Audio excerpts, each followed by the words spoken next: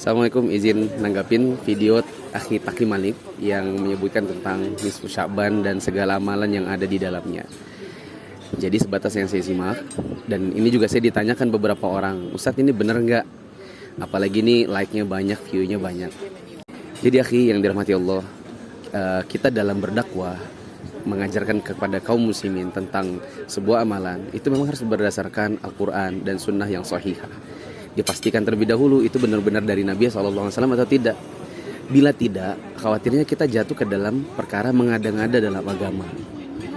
Dan kalau mengada-ngada dalam agama itu sebagaimana kata Imam Malik.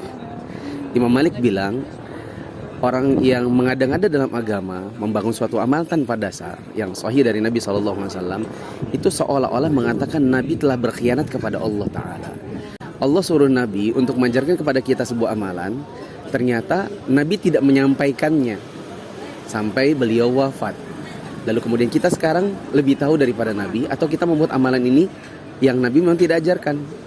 Maka secara tidak langsung itu mengatakan Nabi telah berkhianat kepada Allah, karena Allah suruh beliau ngajarin, ternyata nggak diajari, lalu kita sekarang mengamalkan tanpa petunjuk dari beliau. Dan khawatirnya lagi kalau kita dakwahkan kepada orang, itu nanti bisa jadi dosa jariyah. Dosa jariyah itu adalah manakala kita ngajarkan kepada orang sebuah keburukan, diantaranya adalah mengada-ngada dalam agama, dan menuduh Nabi SAW sebagai pengkhianat, meskipun itu tidak eksplisit, maka ini bisa jadi dosa jariyah yang kita dapat dosa buat diri kita, ditambah dengan orang-orang yang ikuti kita. Lihat kalau misalnya like-nya 120 ribu, viewernya ratusan ribu bahkan jutaan, kemudian diikuti dan diamalkan, khawatirnya kita dosanya justru bertumpuk-tumpuk. Ya, seperti itu.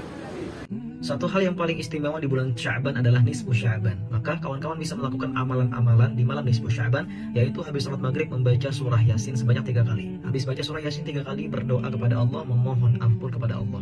Istirahat, tidur, bangun, ambil wudhu. Habis itu sholat sunnah wudhu 2 rakaat. Habis sholat sunnah wudhu, sholat taubat. Habis itu sholat tahajud. Habis itu sholat hajat. Dan ditutup dengan sholat witir. Selesai, berdoa kepada Allah.